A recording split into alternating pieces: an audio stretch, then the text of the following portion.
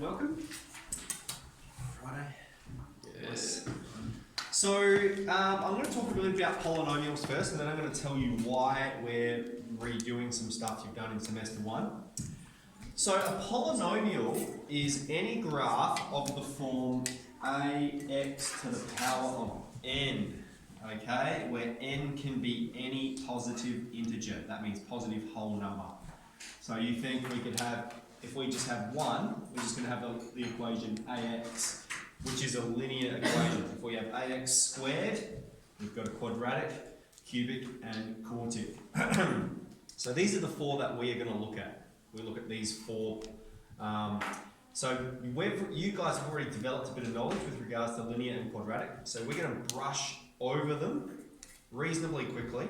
I think you spend like a whole unit doing linear equations. I just want to look at the graphs, and I think the same with quadratic. So what you probably spend doing a couple of weeks, because you've already got that skill, I hope, we're going to do it fairly quickly, okay? And hopefully it won't, we're not trying to just assume you've got it, but we're trying to further enhance or develop those skills you should have already so that we can get up to do some of this cubic and quartic stuff.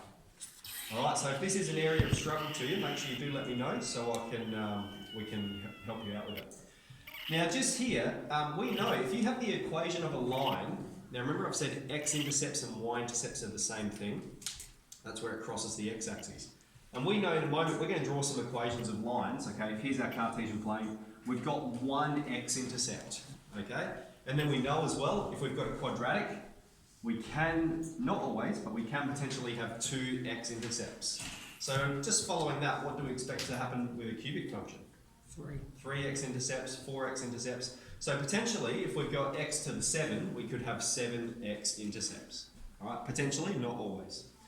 And so then you can sort of understand, well, if a cubic graph has 3 x-intercepts, all right, well, a cubic's going to look something like that. Right? If it has 4 x-intercepts, well, it's going to look something like that. So you can sort of already start to understand how these things are related. So let's get into it anyway. So today we're going to look at graphing lines, and then we're going to look at finding the equation of lines as well. So they're 2 important skills we need for this unit. So firstly, the process I like to say is, remember a line has equation y equals mx plus c, okay, where m is the slope and c is the y-intercept. So we're just going to make a statement here. The slope is the coefficient of x. That means the number in front of x, we've got a 2 there. And the y-intercept is -3. Now 2 by itself, if we're going to write that as a fraction, we would write it as 2 on top of 1. Okay? 2 divided by 1 is 2. And there'll be a reason for that. So the first thing we're going to do is plot the y-intercept. Okay? It's -3, and we're just going to put a dot there. Then we have a slope of 2 on 1. Now I've written up here, slope is delta y on delta x. Delta just means change. Change in y divided by the change in x. Now we've got a slope of 2 on 1. So that means we're going, x is changing by 1, y is changing by 2. We're going across 1 unit and up 2 units. That's going to be our next coordinate. That's what the slope means. Across 1 unit and then up 2 units. Alright? Change in y on change in x, we have slope of 2 on 1, across 1, up 2. And then we just draw a line connecting those. Alright, I've got my whiteboard up here so I don't have a grid, yours will be a little bit more accurate. Okay, next one, 2 on 3x take away 4. So again, let's identify the slope is positive 2 on 3. It's already expressed as a fraction, so we don't need to change it. And the y-intercept is -4. We start with the y-intercept, which is -4. And we have a slope of 2 on 3, which means we're going across 3 units and up 2 units. So we're at -4, and we're going across 3 units. That's going to be to there. And then up 2 units. That's going to be our next coordinate. Alright, and then you would have again across 3 and up 2. And then once you've just drawn 2 points, you can just draw a line straight through them. it's going to look something like that. Okay? Alright, now last one, I've written this round the opposite way intentionally, alright? Because m is our slope, is always the coefficient of x. It's not always written first. You can write it in the opposite order. So m in this case is -4. M is always the number in front of x, the coefficient of x, which means our y-intercept is 3. So we'll start with our y-intercept of 3. And we have a slope of -4. What that means, we need to write it as a fraction. It's -4 on top of 1. Okay? So that means x is going across 1. So we're going to go across 1. But then y is changing by 4, and it's -4, which means it's going down. We have negative slope. So we've gone across 1, down 4. That's going to be our next coordinate.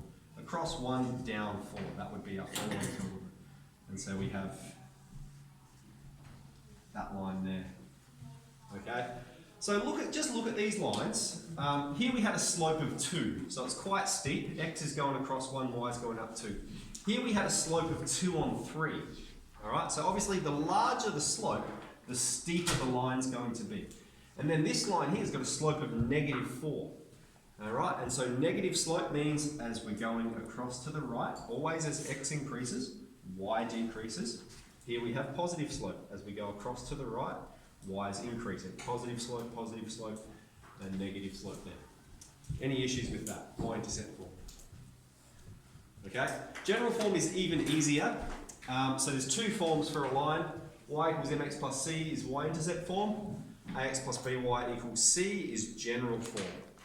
Now to graph in general form, all we need to do is identify x-intercept, identify y-intercept, and draw a line connecting them.